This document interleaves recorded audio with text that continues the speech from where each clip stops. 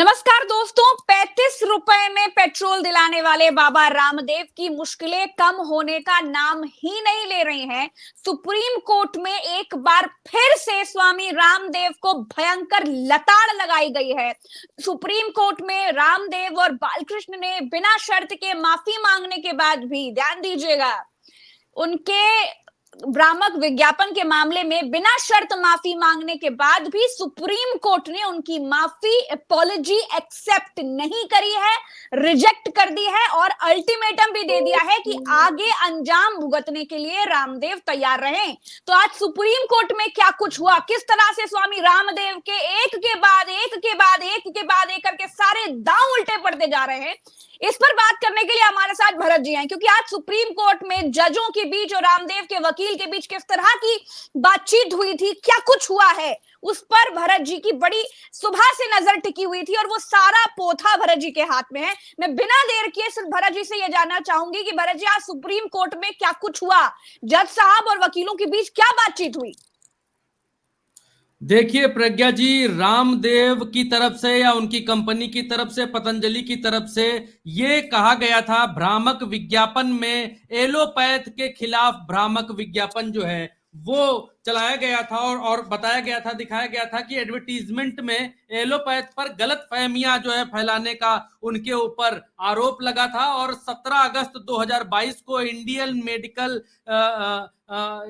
IMA जो है, IMA ने, इंडियन मेडिकल एसोसिएशन ने जो है पतंजलि के खिलाफ कोर्ट में याचिका दी थी कि बाबा रामदेव अपनी आयुर्वेदिक दवाइयां बिकवाने के लिए एलोपैथ के ऊपर आरोप लगा रहे हैं, उसको बदनाम कर रहे हैं और भ्रामक विज्ञापन चला रहे हैं कि उनकी ही दवाइयां मस्त हैं, उनकी ही दवाइयों से सारे काम होंगे। अब देखिए कि आज कोर्ट के भीतर, प्रज्ञा जी, इससे पहले भी तारीखें लगी थी और आज क्या हुआ कि रामदेव, पहले पहले यह हुआ था कि एक दिन बालकृष्ण पहुंचे थे, उन्होंने कहा कि माफी मांग लेंगे, लेकिन उसके बाद कोर्ट ने कहा कि नहीं, बालकृष्ण क्यों, वेयर इज रामदेव, रामदेव को बुलाओ। रामदेव गए अगले दिन, लेकिन कोर्ट रूम में नहीं पहुंचे थे, वो बाहर किसी कक्ष में बैठे हुए थे। फिर सुप्रीम कोर्ट ने कहा कि रामदेव कहां हैं, उनको व्यक्तिगत तौर पर माफी मांगनी पड़। जब माफी मांगने के लिए आए तो कोर्ट ने कहा कि माफी से काम नहीं चलेगा। अब उसके आगे की कहानी बताते हैं प्रज्ञा जी, क्योंकि आज सुप्रीम कोर्ट के भीतर क्या क्या हुआ है उसका पूरा पोथा हमारे पास आ चुका है। भीतर से क्या क्या हुआ है उसकी पूरी जानकारी निकल कर आ चुकी है। तो रामदेव और बालकृष्ण, उनके जो चेले हैं बालकृष्ण, वो अपने जो है दूसरा जो माफीनामा है वो लेकर पहुंचे थे, उसको भी सुप्रीम कोर्ट ने खारिज कर दिया। जस्टिस हिमा कोहली और जस्टिस अमानतुल्लाह की बेंच ने पतंजलि के वकील जो विपिन सांघी और मुकुल रोहतगी हैं, उन दोनों से कहा कि आपने जानबूझकर कोर्ट के आदेश का उल्लंघन किया, आप कार्रवाई के लिए तैयार रहें। साथ ही उत्तराखंड सरकार को भी लपेटा सुप्रीम कोर्ट ने, और सुप्रीम कोर्ट ने यह कहा कि आपकी आंख के नीचे लाइसेंस इंस्पेक्टर क्यों चुप रहे, ऐसा क्यों रहा। अब देखिए रामदेव ने क्या कहा अपने माफीनामे में, वो मैं आपको दर्शकों को बताता हूं प्रज्ञा जी। उसके बाद जो है, उसके बाद आगे बढ़ेंगे। रामदेव ने अपनी माफीनामे में यह कहा कि मैं विज्ञापनों के मुद्दे के संबंध में बिना शर्त माफी मांगता हूं, मुझे इस गलती पर गहरा अफसोस है और मैं अदालत को आश्वस्त करना चाहता हूं कि इसे दोहराया नहीं जाएगा। 21 नवंबर 2023 को कोर्ट के आदेश के उल्लंघन पर भी मैं माफी मांगता हूं। मैं हमेशा कानून और न्याय की गरिमा को बनाए रखने का वचन देता हूं, ये रामदेव ने अपने माफीनामे में कोर्ट के भीतर कहा। अब देखिए कोर्ट रूम के भीतर होता क्या क्या है वो भी मैं आपको बता देता हूं। सॉलिसिटर जनरल हैं, उन्होंने कहा कि मैं राज्य को सलाह देता हूं कि अपने पहले के सभी एफिडेविट दें। जस्टिस जो हिमा कोहली है वो आज बहुत सख्त नजर आई। उन्होंने कहा कि आप जो कह रहे थे आपने वो किया, एफिडेविट में कथित जैसे शब्द हैं, कथित क्या, कथित नोटिस, कथित गलती, कथित अवमानना, इस पर सॉलिसिटर जनरल ने कहा कि ये सभी वकील हैं जिन्होंने एफिडेविट बनाया है। और इसके इतर जो मेन चीज है प्रज्ञा जी, मेन चीज क्या हुई कि मेन चीज देखिए स्क्रीन पर भी, माफी नहीं मिलेगी। जस्टिस अमानतुल्लाह उनका माफी नहीं मिलेगी, और जस्टिस हिमा कोहली उन्होंने कहा हम अंधे नहीं हैं, और रामदेव ने कहा कि हमें माफ कर दीजिए, प्लीज हमें माफ कर दीजिए। कोर्ट ने कहा कि हम माफी नहीं दे सकते, हम आपको माफ नहीं कर सकते, आप कार्रवाई के लिए तैयार रहिए, कार्रवाई तो आपके ऊपर होगी। ये कहा कि देखिए कि प्रज्ञा जी, अदालतों के भीतर लोग बड़े रसूख के चलते और बड़े कद के चलते, ऊपरी पहुंच के चलते अदालतों को भी कमतर गिनने लगते हैं, न्यायालयों को भी कमतर गिनने लगते हैं। जिसको आज सुप्रीम कोर्ट ने जिस इस क्या बोलते हैं, ये जो पूरा आभा मंडल बनता है, जो संदेश जाता है, इसको ध्वस्त कर दिया। सुप्रीम कोर्ट ने जस्टिस हिमा कोहली जो हैं उन्होंने कहा कि इस याचिका का कोई आधार नहीं है, हम इसे खारिज कर देंगे। 5 साल तक आप बैठे रहे, हमें आपकी सहायता नहीं चाहिए, हम इसे खारिज करते हैं और 10,000 जुर्माना लगाते हैं। याचिकाकर्ता ने इसे वापस लेने की, याचिकाकर्ता ने कहा कि इसे हमें वापस लेने की इजाजत दी जाए। ये जो कोर्ट के भीतर कार्रवाई हो रही थी, ये सरकार की तरफ से और सॉलिसिटर जनरल की तरफ से ये कन्विंस करने की कोशिश की जा रही थी कि रामदेव ने जो अवमानना की है, उस अवमानना को क्यों किया है, उसके पीछे का कारण क्या है, उसकी जो बहस और दलील है वो बहुत लंबी बहस और दलील है। यहाँ पर जो है जस्टिस हिमा कोहली ने इस मामले में कहा कि एक बयान देते, उन्होंने ऑर्डर पास करते हुए या डांटते हुए कहा कि कंटेम्प्ट के मामले में आपको राहत चाहिए। जो रामदेव मांग रहे थे, जो माफीनामा लिखकर लाए थे, उन्होंने कहा कि कंटेम्प्ट के मामले में आपको राहत चाहिए। आप कह रहे हैं कि आपको विदेश जाना है, टिकट है, और फिर आप कहते हैं कि आप प्रक्रिया को बहुत हल्के में ले रहे हैं। मुकुल रोहतगी ने कहा कि टिकट दस्तावेजों में है, ये अगले दिन आया है। कोर्ट के भीतर जो बहस हो रही थी वो पूरी एक लंबी चौड़ी बहस हुई। उस बहस का जो लब्बो लुआब है, वो लब्बो लुआब ये निकला कि रामदेव जिस तरीके से अपने रसूख के कारण कोर्ट में नहीं जा रहे थे, रसूख के कारण अवमानना कर रहे थे, उस रसूख को कोर्ट ने आज खूंटी पर टांग दिया और रामदेव को कड़ी फटकार लगाते हुए रामदेव के इस मामले में माफी नहीं दी है, माफीनामा एक्सेप्ट नहीं किया है प्रज्ञा जी।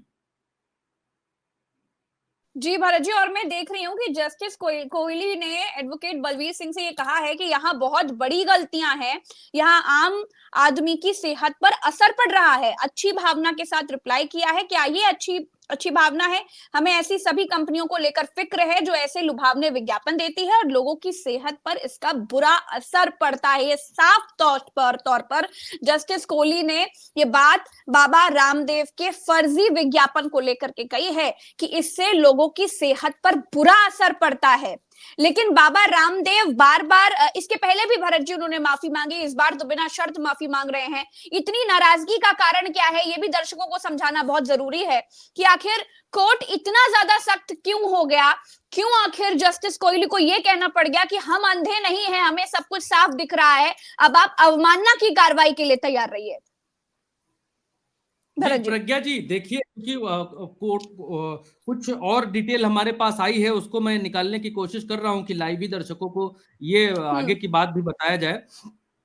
तो वो डिटेल मैं मेल से जल्दी से निकालने की कोशिश कर रहा हूं, को आपको बताता हूं कि आगे इस कार्रवाई में क्या क्या हुआ, क्योंकि इससे पहले की जो डिटेल हमारे पास आई है वो मैं दर्शकों को एक बार फिर से स्वामी रामदेव का वो माफीनामा पढ़कर सुना देती हूँ। तब तक भरत जी आप वो डिटेल निकालिए, तब तक मैं दर्शकों को फिर से वो माफीनामा पढ़कर सुना रही हूँ जो रामदेव ने सुप्रीम कोर्ट में माफी मांगते हुए जो कहा है। सुप्रीम कोर्ट में स्वामी रामदेव ने क्या कुछ कहा, उन्होंने कहा कि मैं विज्ञापनों के मुद्दे के संबंध में बिना शर्त माफी मांगता हूं, मुझे इस गलती पर गहरा अफसोस है और मैं अदालत को आश्वस्त करना चाहता हूं कि इसे दोहराया नहीं जाएगा। बड़ी देर बाद याद आया रामदेव जी को कि हमसे बहुत बड़ी गलती हो गई है। खैर, 21 नवंबर 2023 को कोर्ट के आदेश के उल्लंघन पर भी मैं प्रज्ञा जी माफी मांगता हूं। 21 जी नवंबर को जिस तरीके से कोर्ट के आदेश का उल्लंघन किया गया था, उस पर भी माफी मांगती है। और उन्होंने ये कहा है, रामदेव ने कहा है कि मैं हमेशा कानून और न्याय की गरिमा को बनाए रखने का वचन देता हूं। जी जी भरत जी बोलिए।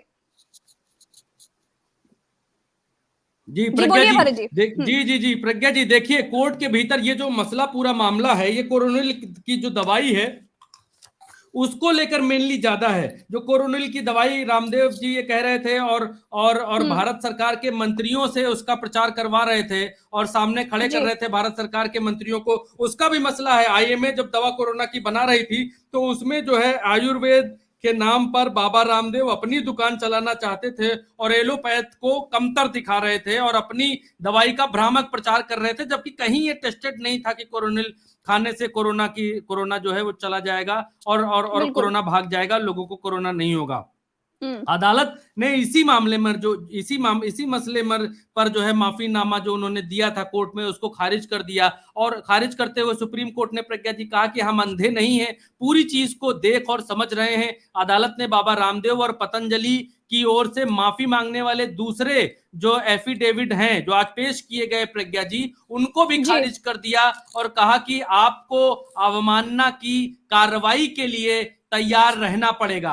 अदालत ने जी प्रज्ञा जी और जो कहा वो ये है कि उन्होंने कहा कि हम आपकी माफी से और आपकी बात से कतई सहमत नहीं हैं, हम इस माफी को खारिज करते हैं। इस पर सीनियर अधिवक्ता जो है वो मुकुल रोहतगी, उन्होंने रामदेव और पतंजलि का पक्ष रखते हुए कहा कि हमें 10 दिन का मिलॉर्ड वक्त दीजिए और फिर अगली सुनवाई में इस बारे में और डिटेल में हम अपना पक्ष रख पाएंगे और बात करेंगे। और योग गुरु जो रामदेव हैं, उन्होंने पहले ही इस मामले में माफी मांग ली थी और अदालत में ये बात कही थी कि इन विज्ञापनों पर रोक लगाएंगे, इसके बाद भी ये विज्ञापन जारी रहे, जिस पर अदालत ने जो है वो सख्त रुख अपना लिया और सुप्रीम कोर्ट ने कहा कि माफी कागज पर है, आपने उसके बाद भी चीजें जारी रखी। सबसे ज्यादा प्रज्ञा जी सुप्रीम कोर्ट नाराज इसी बात से रहा कि जब मामला कोर्ट में चल रहा था और रामदेव ने कागजों पर माफी मांग ली थी, माफी जी जी मांगने के बाद भी वो अपनी दवाइयों को एलोपैथ के मुकाबले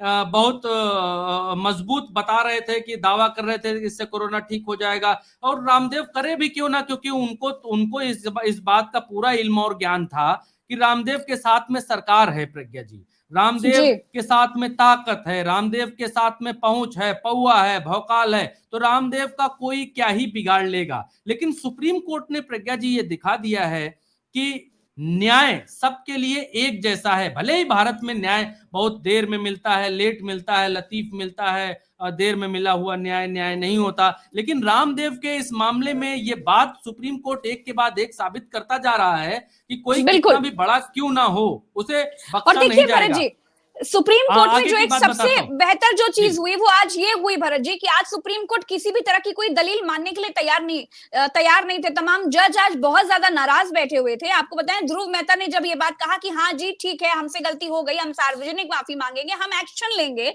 इस पर जस्टिस कोहली ने कहा था कि भगवान का शुक्र है कि अब आप जागे तो। ध्रुव मेहता ने कहा कि हम कार्रवाई करेंगे, जस्टिस कोहली ने कहा कि ये सब कागजी कार्रवाइयां हैं। और इसके बाद जस्टिस अमानतुल्लाह ने कहा कि अभी आपने ऐसी कौन सी गुट्टी पी ली है, इतने समय के बाद आपको क्या याद आ गया। उन्होंने कहा कि अभी आपने ऐसी कौन सी गुट्टी ले ली है कि हम आपकी बात मान लें। आपकी चेतावनी के बाद फुल पेज ऐड आया है, आपके पास लोग रद्दी लेकर आएंगे क्या। इसके बाद जस्टिस हिमा कोहली ने जो कहा वो बहुत ध्यान देने वाली चीज है। उन्होंने कहा कि आप चाहते हैं कि हम एक आदमी को माफ कर दें, उन सभी लोगों का क्या होगा जिन्होंने आपकी दवाई खाई थी, जिनके बारे में आपके द्वारा कहा गया था कि ये बीमारी दूर कर देगी, जिनका इलाज नहीं हो सकता था। क्या आप ऐसा किसी आम आदमी के साथ कर सकते हैं? ये बात आज जस्टिस हिमा कोहली ने कही है। यानी साफ तौर जी पर लोगों की सेहत के साथ कैसा खिलवाड़ किया गया है, इस पर अडिग रही हिमा कोहली। जी बोलिए। प्रज्ञा जी, दो लोगों की बेंच थी, जस्टिस अमानतुल्लाह भी इसमें थे, तो जस्टिस अमानतुल्लाह ने इसके आगे कहा कि हम अंधे नहीं हैं। उन्होंने कहा कि हम अंधे नहीं हैं। इस पर पतंजलि का बचाव करते हुए उनके जो वकील हैं पतंजलि के, मुकुल रोहतगी, उन्होंने कहा कि लोगों से गलती तो हो जाती है। इस दलील के जवाब में बेंच ने कहा कि आपकी गलती करते हैं तो फिर लोग उसका खामियाजा भी भुगतते हैं। इस मामले में हम इतनी उदारता नहीं दिखाएंगे। वहीं जो अदालती जो कार्रवाई है वो शुरू होते ही जो रामदेव का बयान है, वो मुकुल रोहतगी ने जो चिट्ठी आपने अभी बताई, वो जो रामदेव का बयान था वो पढ़कर वहीं पर सुनाया और कहा कि ये फला फला रामदेव बाबा ने लिख कर दिया है और वो कहते हैं कि वो माफी मांग रहे हैं। और जस्टिस कोहली ने केंद्र सरकार पर भी सख्त टिप्पणी करते हुए, नरेंद्र मोदी की सरकार पर सख्त टिप्पणी करते हुए कहा कि आपने जानबूझकर इस मामले पर पर्दा डाला और अवमानना करने वालों के साथ दिखे। कोर्ट ने कहा कि आपके अधिकारियों ने इस मामले में कुछ नहीं किया। देखिए, ये सब कोर्ट के भीतर प्रज्ञा जी हो रहा है। केंद्र सरकार ने आज इस मामले में जो है वो एफिडेविट दाखिल किया है और सरकार ने कहा है कि हमने इन भ्रामक विज्ञापनों को लेकर पहले ही पतंजलि आयुर्वेद को चेताया था और कहा था कि जब तक आयुष मिनिस्ट्री की ओर से कोरोनिल की जांच जारी है तब तक आगे ना बढ़े। यही नहीं, केंद्र सरकार ने प्रज्ञा जी ये भी कहा कि हमने राज्य और केंद्र शासित प्रदेशों से कहा था कि वो इस मामले में एक्शन ले। यानी केंद्र सरकार ने अपनी बंदूक जो है किसी और के कंधे पर रख दी और ये कहा, जबकि दूसरी तरफ आप ये देखिए कि ये वही केंद्र सरकार है जिसके तब के चिकित्सा मंत्री कोरोनिल की दवाई की डिबिया लेके रामदेव के साथ में खड़े होते हैं, फोटो खिंचाते हैं। सरकार रामदेव के साथ खड़ी थी और अब जब सुप्रीम कोर्ट हंटर चला रहा है तब सरकार क्या कह रही है? प्रज्ञा जी कह रही है कि सरकार ने कहा है कि भ्रामक विज्ञापनों को लेकर हमने पहले ही जी पतंजलि आयुर्वेद को चिताया था और कहा था। तो देखिए राजनीति, और ये वही रामदेव है जो 35 रुपए में पेट्रोल दिला रहे थे जब सरकार आने वाली थी। ये कह रहे थे कि बीजेपी की सरकार आएगी तो 35 रुपए में पेट्रोल मिलेगा जी। भ्रामक बातें तो न जाने कब से चल रही हैं। सरकार किस तरीके से राजनीतिक इस्तेमाल के लिए बाबाओं का इस्तेमाल करती है, ये चीज यहां से दिखाई देती है। और किस तरीके से मंत्री बाबा के साथ खड़े हैं और सरकार क्या कह रही है। अब देखिए, सरकार का अदालत के भीतर बयान है प्रज्ञा जी कि हमने रामदेव को चेताया था, बताया था, लेकिन नहीं माने तो फिर हम क्या करें हैं? अब इसमें जो जस्टिस वो हैं ध्रुव मेहता वकील, उन्होंने कहा कि ये महज गलतियां हैं साहब। तो जस्टिस कोहली ने कहा नहीं, ये मूर्खता है। आप देखिए कि कोर्ट के भीतर किस तरीके से आज सुप्रीम कोर्ट में आर्गुमेंट हुआ और उसमें रामदेव को किस तरीके से जलील सुप्रीम कोर्ट ने किया है और सख्त टिप्पणियों में इस बात को कहा है। और सुप्रीम कोर्ट ने यह बात भी कही कि आप अपनी जिम्मेदारियों से बच जाएंगे, ऐसा नहीं है। ऐसा इस तरीके के तर्क देकर आप जिम्मेदारियों से नहीं बच सकते जिस तरीके के आप तर्क यहाँ पर दे रहे हैं। जस्टिस कोहली ने और भी तमाम सारी चीजें कही और 16 तारीख जो है अगली तारीख लगाई है। इससे पहले 3 तारीखें पड़ चुकी हैं जिनमें रामदेव हाथ बांधकर अदालत के भीतर खड़े रहे और आज ये बिल्कुल क्लियर हो गया है कि सुप्रीम कोर्ट माफ करने वाला नहीं है। जो न्याय एक आम आदमी के लिए है वही न्याय धन्ना सेठों के लिए भी है। ये सुप्रीम कोर्ट ने आज प्रज्ञा जी कोर्ट के भीतर दिखा दिया और जिस तरीके की कड़ी टिप्पणियां की हैं वो आगे नजीर बनने वाली हैं कि कोई कितना भी बड़ा क्यों ना हो, अगर कानून का उल्लंघन करेगा और अदालत के रंदे में फंस गया तो फिर अदालत उसको इतनी आसानी से और खासतौर पर सुप्रीम कोर्ट इतनी आसानी से छोड़ने वाली नहीं है प्रज्ञा जी। और देखिए ये भी बात बिल्कुल सही है भरत जी कि झूठ के पांव नहीं होते हैं, बहुत ज्यादा दूर तक चल नहीं पाता है। स्वामी रामदेव ने ऐसे कई भ्रामक बातें कही हैं जिनमें कोई भी सच्चाई नहीं थी। अब समय आते आते धीरे धीरे वो सारी सच्चाइयों के ऊपर से पर्दा खुल रहा है। रामदेव किस तरह से भ्रामक चीजें फैलाते रहे वो भी अब लोगों को समझ में आ रहा है। अब तो सुप्रीम कोर्ट ने भी माफी देने से इनकार कर दिया है कि हम आपको माफी देंगे नहीं, अब तो आप इंतजार करिए, अवमानना की कार्रवाई का अंजाम भुगतने के लिए तैयार रहिए। तो भरत जी आगे क्या कुछ हो सकता है? अब जिस तरीके से सुप्रीम कोर्ट का रुख दिख रहा है, तमाम जस्टिस जो हैं वो नाराज दिखाई दे रहे हैं, वो किसी भी तरह से माफी मान नहीं रहे हैं स्वामी रामदेव की। अब आगे आपको प्रज्ञा क्या जी लगता है देखिए, क्या तब हो तो सकता पतंजलि है? भौकाल में थी, बाबा भी भौकाल में थे, बाबा जी। अपना पतंजलि की दवाई और गोली बेच रहे थे। तो आप जब पूछा गया कि जब कोर्ट ने कहा था कि आप ये भ्रामक विज्ञापन है, इससे कोरोना कैसे ठीक होगा ये अभी मालूम नहीं है और इसका कोई अता पता नहीं है, कोई रिसर्च नहीं है, तो बाबा रामदेव ने तो उस समय भी प्रेस कॉन्फ्रेंस करके कहा था कि इससे ठीक हो जाते हैं, ऐसा हो जाता है, फलानी जगह हमने हाँ। टेस्ट कराया, ढमकानी जगह टेस्ट कराया। सुप्रीम कोर्ट के भीतर उन्होंने कहा कि भ्रामक विज्ञापनों को कंपनी के मीडिया विभाग ने मंजूरी दी थी, जो नवंबर 2023 को सुप्रीम कोर्ट के दिए आदेश से हमारा मीडिया विभाग अनजाना था। ये बाबा रामदेव की तरफ से सुप्रीम कोर्ट में कहा गया, और जिस पर कोर्ट ने फटकार लगाते हुए जस्टिस हिमा कोहली की तरफ से प्रज्ञा जी ये बात कही गई कि हम ये स्वीकार नहीं करेंगे कि मीडिया डिपार्टमेंट को ये नहीं पता है कि कोर्ट में क्या चल रहा है। मानो ये कोई आइलैंड है क्या कि आपका मीडिया डिपार्टमेंट इस दुनिया में नहीं रहता है क्या? कोर्ट में आपकी कंपनी के खिलाफ और आपकी कंपनी के बारे में क्या चल रहा है ये आपकी मीडिया डिपार्टमेंट को मालूम ही नहीं चला, इसको हम कैसे स्वीकार कर लें? मसला प्रज्ञा जी ये था कि जो 10 जुलाई 2022 का वक्त था, उस समय पतंजलि की तरफ से एक विज्ञापन जारी किया गया और उस विज्ञापन में एलोपैथ पर गलतफहमियां फैलाने का जो है वो आरोप बाबा रामदेव के ऊपर लगा जी। कि ये आयुर्वेद को आगे बढ़ाते हैं और एलोपैथ के बारे में भ्रामक जानकारियां आगे फैलाते हैं। इसके खिलाफ जो है 10 जुलाई को इन्होंने विज्ञापन जारी किया और 17 अगस्त 2022 को इंडियन मेडिकल एसोसिएशन यानी IMA ने पतंजलि के भ्रामक विज्ञापन के खिलाफ सुप्रीम कोर्ट में याचिका लगा दी।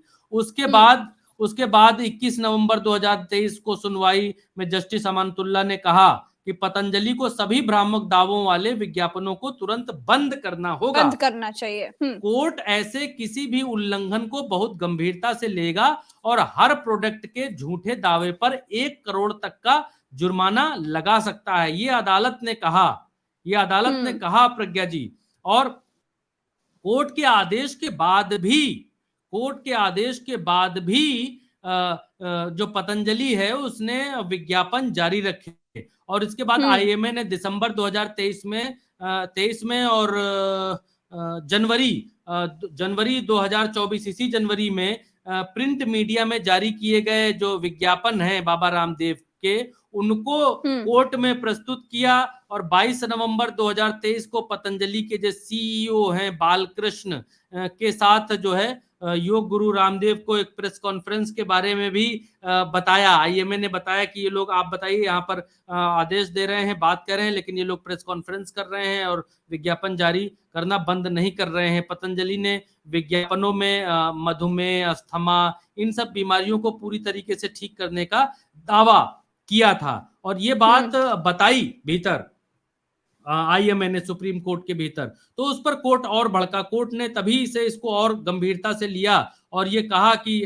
हम आदेश दे रहे हैं और आप आदेश का उल्लंघन कर रहे हैं, अवमानना कर रहे हैं। ये वही मसला है प्रज्ञा जी जिस पर रामदेव अब जो है माफी मांग रहे हैं, अब कोर्ट के सामने जो है वो खड़े हो रहे हैं। और इसमें एक चीज का और जिक्र आया प्रज्ञा जी, ड्रग्स एंड रेमेडी एक्ट 1954 जो बनाया गया था, इसका भी इसमें जिक्र आया कि आप जो है ये नीम हकीम वाली जो दवाइयां हैं और इन पर आप जो दावा नहीं कर सकते कि आप भारत में देखिए कहीं भी टेंट लगाकर लोग बैठ जाते हैं, मर्दाना कमजोरी और पौरुष बढ़ाएं और बच्चा नहीं हो रहा है तो ये दवा खाएं। इस तरीके के बहुत सारे नीम हकीम जो है इलाज करने के लिए का दावा करते हैं। आप भ्रामक आप भ्रामक विज्ञापन या फिर भ्रामक दवाओं के नाम पर जो है आप भ्रामकता नहीं फैला सकते और इसीलिए ड्रग्स एंड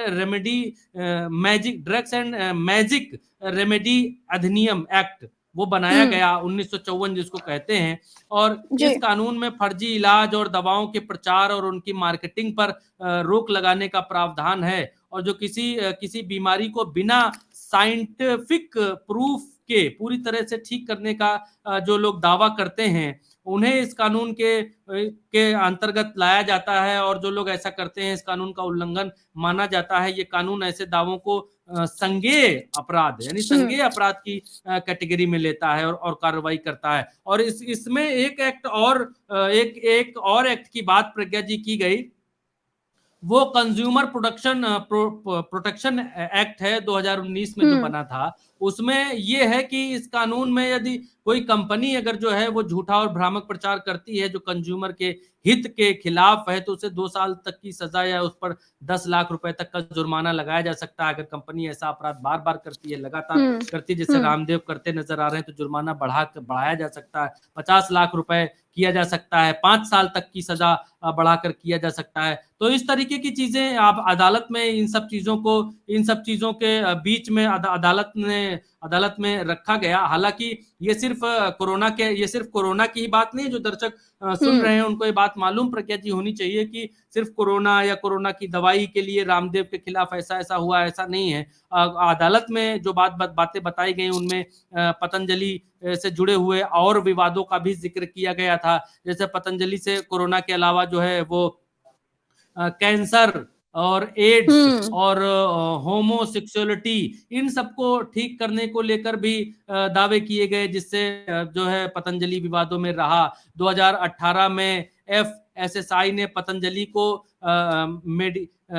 मेडिसिनल प्रोजेक्ट गिलोय घनवटी पर 1 महीने आगे की मैन्युफैक्चरिंग डेट इन लोगों ने लिख दी थी। उसके लिए डेट लिखने के लिए भी फटकार लगाई थी। FSSAI जो संस्था है उसने किया था ऐसा। 2015 में भी इंस्टेंट आटा नूडल, आपको याद होगा कि उस समय एक मैगी का विवाद खूब चला था। एक समय था जिसमें मैगी में कीड़े बने मिले या ऐसा ये सब हो रहा था। तो 2015 में पतंजलि आटा इंस्टेंट नूडल्स आटा नूडल्स लॉन्च करने से पहले फूड सेफ्टी और रेगुलेटरी अथॉरिटी ऑफ इंडिया यानी जिसको FSSAI जो हम आपको बता रहे हैं, इससे लाइसेंस ही नहीं लिया था और ऐसे ही इसको जो है कर दिया था। इसके बाद पतंजलि ने फूड सेफ्टी के नियम तोड़ने के लिए इनको लीगल नोटिस मिल चुका था, जिसका इन्होंने सामना किया। 2015 में भी कैंटीन स्टोर डिपार्टमेंट ने ऐसा किया। तो मतलब कहने का मतलब प्रज्ञा जी ये है कि हैबिचुअल रामदेव को भरत जी हाँ कि ये इस तरह की इजाजत तो हर कोई लेता है, हर किसी को लेनी ही पड़ती है। लेकिन बाबा रामदेव क्या सोचे कि जी अपनी सरकार है, हम तो 35 रुपए की गुट्टी पिलाकर सरकार ले आए और उसके बाद में अब क्या फर्क पड़ता है, हमें किस इजाजत की जरूरत पड़ेगी, हमें किन डॉक्यूमेंट्स की जरूरत पड़ेगी। क्या सोचा होगा बाबा रामदेव ने जो फसाए की भी इजाजत नहीं ली। उनको नहीं लगा कि आगे जाकर के हम फंस सकते हैं, ये हमारे लिए बड़ी सरदर्दी बन सकती है।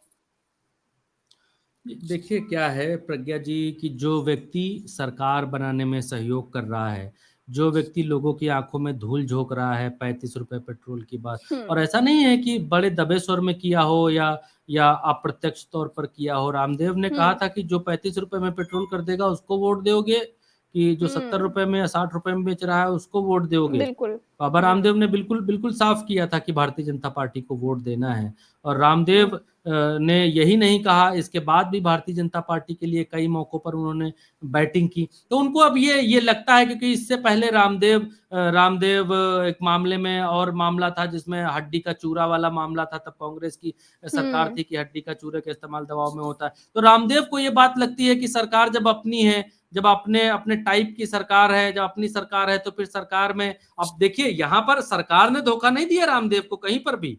सरकार तो रामदेव के साथ है, इसमें कोई दो राय नहीं है। ये सुप्रीम कोर्ट पहुंच गया, इंडियन मेडिकल एसोसिएशन। अब इसमें 2 धड़े हो गए, एक हो गया आयुर्वेद, एक हो गया एलोपैथ। अब जब रामदेव पूरे एलोपैथ को चुनौती दे रहे हैं, भाई एलोपैथ में ही तो वो भी है जिसने कोविशील्ड बनाई, क्या नाम है, मोदी जी को चंदा देकर जो मिलने गया था व्यक्ति, सीरम इंस्टीट्यूट का मालिक, मुझे उसका नाम याद नहीं आ रहा। तो वो भी तो एलोपैथ में भी आता है, में ही आता है ना प्रज्ञा जी। अब इन जैसे लोगों की दवाइयां, अब जितना मेडिकल स्टोर पर, मैं कंपनियों का नाम नहीं लेना चाहता हूं, दवाइयां हैं एलोपैथ की, मैनकाइंड हो गई, डाबर हो गई, बड़ी बड़ी कंपनियां हैं जो एलोपैथ के मार्केट में काम कर रही हैं। अब बाबा रामदेव का अपना मार्केट है। बाबा रामदेव को इतने दिन में प्रज्ञा जी आदत लगी है, आदत इस चीज की लगी है स्वदेशी विदेशी के नाम पर। जैसे नरेंद्र मोदी जी राष्ट्रवाद को बेचते हैं, नरेंद्र मोदी जी जो है भारत माता के जय के नारे को बेचते हैं, वैसे ही रामदेव ने शुरू से ही इस देश की नस पकड़ ली थी और स्वदेशी और विदेशी के नाम पर सबसे पहले अलगाव और दुराव करना शुरू किया कि हमारे जी मंजन में जो है स्वदेशी है, हमारा मंजन स्वदेशी है, हमारा जो है ऐसे कई प्रोडक्ट हैं जिनके बारे में एड्स हमने भी टीवी पर चलते हुए प्रज्ञा जी देखे, जिसमें स्वदेशी के नाम पर ये बताया गया कि विदेशी क्यों अपना रहे हो, स्वदेशी अपनाओ। विदेशी स्वदेशी करके रामदेव ने अपनी दुकान तो चमका ली, इसमें तो कोई दो राय नहीं है। विदेशी स्वदेशी करके रामदेव ने अपना तो काम निकाल लिया, घी और यहाँ तक विदेशी स्वदेशी लोग तो मजाक यहाँ तक करने लगे, रामदेव जीन्स बनाने लग गए शायद। अब मुझे मालूम नहीं है, लेकिन अब कहीं ऐड में मैंने भी ये बात देखी थी, लेकिन पुख्ता नहीं है, हो सकता है अभी उनकी जीन्स लॉन्च हुई है नहीं हुई है, मुझे अभी पूरा नहीं मालूम है। लेकिन स्वदेशी और विदेशी के नाम पर रामदेव ने एक मार्केट बनाई। अब आप देखिए उस स्वदेशी और विदेशी की मार्केट पर चढ़कर रामदेव ये समझ गए कि इस देश में स्वदेशी विदेशी के नाम पर जब इतना सब कुछ हो सकता है, तो फिर आयुर्वेद और एलोपैथ के नाम पर हम क्यों नहीं कर सकते। लोग तो आयुर्वेद की तमाम सारी कहानियां सुन सुनकर उसके ऊपर बहुत भरोसा करते हैं, आयुर्वेद की कहानियों पर बड़ा विश्वास करते हैं। आयुर्वेद है भी, ऐसा नहीं कह रहे हैं हम कि आयुर्वेद में ऐसा नहीं है, आयुर्वेद ने बहुत बड़ी बड़ी गंभीर बीमारियों को आयुर्वेद ठीक करता है। लेकिन रामदेव ने एक पाला जो है वो चुन लिया आयुर्वेद का कि हम आयुर्वेदिक दवाइयां बना रहे हैं, तो फिर हम अगले को नीचा दिखा सकते हैं, हम ये दावा कर सकते हैं कि हमारी दवाई खाओ जी, बिल्कुल एकदम पक्का ठीक हो जाएगा। लेकिन रामदेव ये नहीं समझ पा रहे थे कि ये गांव घर की पंचायत नहीं है, ये जो है पंचौरा नहीं है जिसमें आप ये कह देंगे कि अरे बच्ची ये वाली गोली खाओ इतनी खुज जाता है, ये वाली गोली खाओ हमारी गोली में बड़ा दम। आपको प्रूफ करना पड़ेगा, और जब आप प्रूफ करने जाते हैं तो उस जो प्रूफ करने की एक कंडीशन होती है उससे होकर आपको गुजरना होता है। और रामदेव पतन चाहे वो कोविड का जो कोरोनिल इन्होंने बनाई वो या दूसरी दवाएं हों, उन दवाओं के नाम पर भ्रामक प्रचार कि आप ये नहीं कह सकती हैं प्रज्ञा जी कि आज आपने तुलसी को पीस दिया और पुदीने को पीस दिया और इन दोनों को मिलाकर एक गोली बना दी और आपने कह दिया कि इस गोली को खाइए और जो है अब से इस गोली को खाने से सरदर्द नहीं होगा। ये हम कह रहे हैं, भरत यादव कह रहे हैं इस गोली को खाइए, ऐसा नहीं हो सकता ना। आपको एक तकनीक से गुजरना होगा, एक पूरे प्रोसेस से गुजरना होगा, सिद्ध करना होगा, प्रयोग करने होंगे और लोगों के ऊपर जो है अप्लाई करना होगा। बिल्कुल बिल्कुल सही बात है। मेरी जानकारी इतनी नहीं दवाओं के बारे में, लेकिन जितना मैंने फिल्मों में देखा है कि जानवरों के ऊपर पहले टेस्ट करते हैं, चूहों के ऊपर करते हैं, सब करते हैं, उसके बाद इंसानों के ऊपर लेकर जाते हैं। लेकिन रामदेव ने एलोपैथ को नीचा दिखाते हुए ये बात कही कि एलोपैथ वर्सेस आयुर्वेद करने की कोशिश की। जैसे स्वदेशी विदेशी करने की कोशिश की, वैसे ही एलोपैथ और आयुर्वेद करने की कोशिश की, जिसमें रामदेव बुरी तरीके से फंस गए हैं। सुप्रीम कोर्ट चला गया है और अब रामदेव माफी मांगते हुए घूम रहे हैं, लेकिन कोर्ट माफी देने के लिए तैयार नहीं है। कोर्ट ने इस बात को ले लिया है, गंभीरता से ले लिया है कि व्यक्ति कोई भी हो, और रामदेव सिर्फ और सिर्फ इसीलिए कोर्ट की अवमानना करते चले गए, इसमें कोई दो राय नहीं है कि वो इतने बड़े आदमी हैं, इतनी बड़ी कंपनी है, उनकी सरकार उनके साथ है, तो कोर्ट उनका क्या बिगाड़ लेगा। लेकिन आज की तारीख में कोर्ट ने यह दिखा दिया है कि कोई कितना बड़ा भी आदमी हो, बिगाड़ने पर उतर आए तो वो बिगाड़ ही लेगा। जी बिल्कुल ठीक बात है। तो भरत जी, आज मुझे लग रहा है कि समय भी हो गया है, अब हमें इस चर्चा को विराम देना होगा, क्योंकि अगली चर्चा के लिए जो तमाम मेहमान हैं वो इंतजार कर रहे होंगे।